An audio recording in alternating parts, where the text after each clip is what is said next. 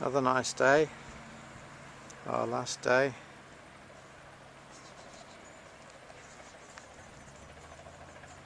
In Strahan.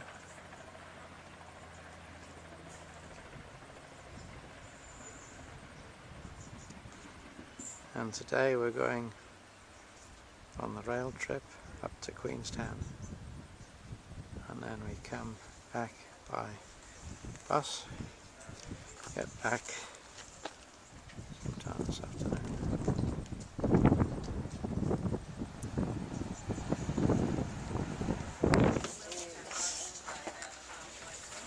For any train spotters, this is, where was it made?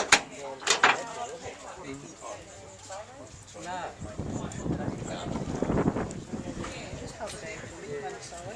it's an old one. It's not like the puffing bellies we get in the Isle of Man. Puffer train. Oh, Yes. do we? Yes. A proper puffer train? Yeah. One of the aft engines, either 3 or 5 today. Oh. Okay.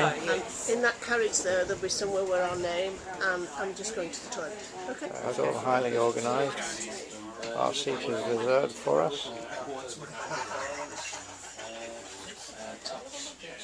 And the cabin is, or the carriage I should say, is all lined with probably this Yuan pine. Nice little old carriage.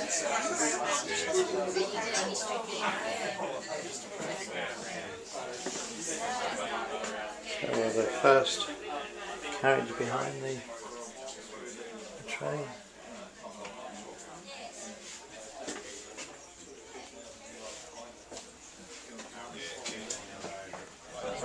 Oh, he's gone. He's walked. Has he gone? Oh, he's taking a photo. Oh, he's taking the photo. Right, well. Right, I'm going to put my arm around you just to give him a fright. Barry is a big lad. I don't. Yeah, here, take it. Oh, Barry. What's his name? David. Hey, David. Yeah. You put your wife on the train, and you're going to see her again, are you? She said she's got a one-way ticket. She's got a compass. She's got what? A compass.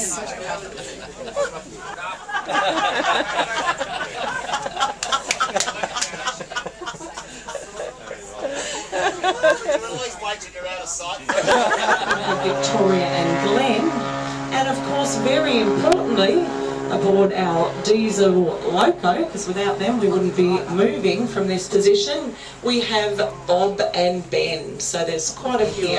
It would ensure they could receive their crucial supplies. It would give them access to the outside world, also bringing their friends and friends. It roughly translates to the words, we find a way or we make it. So against all odds, they found that way here on the West Coast. Thank goodness they did, as you can experience this area here on your journey today. Well, I can assure all of you today, you will be seeing a steam engine. In fact, for the second half of our journey, we do have our diesel engine. And we're continuing on with a tradition which occurred on the original line for its last 10 years. So that was from 1953 up until its closure in 1963. Initially they were hoping, so this harbour is second only in size to Port Phillip Bay, which is in Melbourne, Victoria.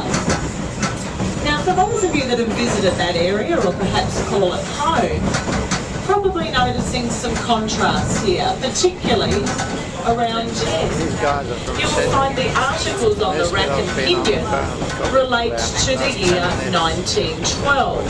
So quite a few years back, which I'm sure certainly most of us would not remember. But it was the year of the North Lyell underground mining disaster, which occurred. This is the King River, and would you believe they sent jet boats up here just to scare the fish and the wildlife?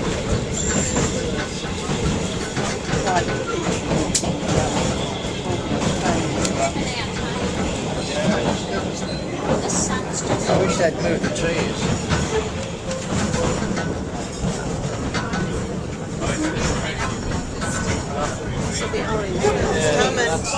That's the only original bridge, which is the Iron Bridge, which was made in London today in 1890. So I wasn't lying when I said 1 to 2 second gap. So here is the Iron Bridge.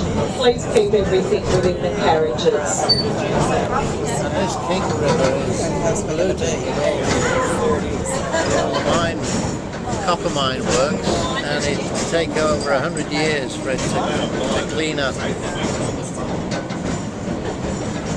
And would you believe all the pollution that goes down this river continuously So as I flows crossed over the bridge today, if you glance out to the right-hand side where you see the flat bare so enjoy area, your salmon. believe it or Tassie, not, guys. the It's got township of copper sulphate in it, Tinklepana the wood previously existed just above this area. First stop, and we're just up from the King River, which is down to our right, and this stop is called Lower Landing, and there's honey tasting here and viewing of different trees.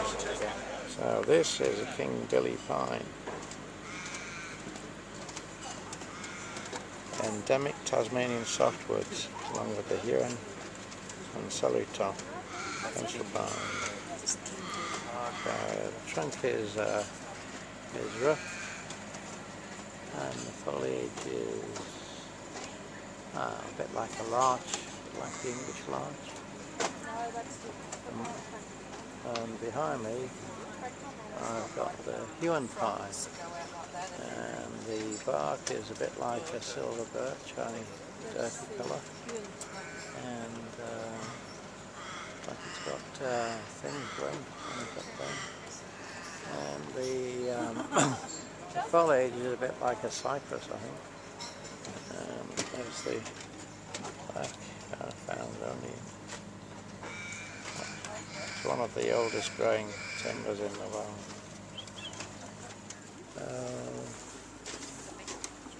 This one here is the celery top pine.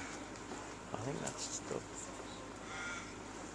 I don't quite get it. It's got a fern growing out of the left-hand trunk, and it's got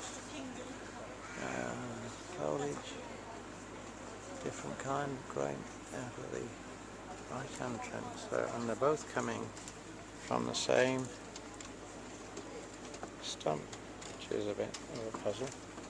Oh, maybe the ferns are growing out of the stump. Anyway, one of the best known of Tasmanian pines. It's easy to recognise.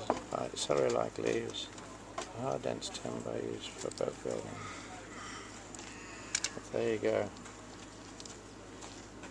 Phyllocladus aspleniifolius.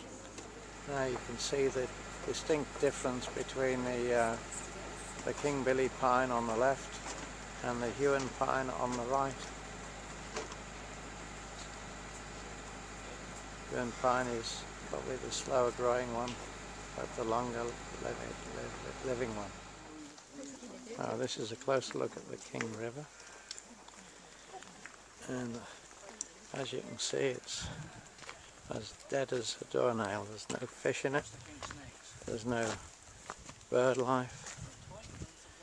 They're trying to regenerate it by planting these green grassy plants along the sides, but it's going to take over 100 years.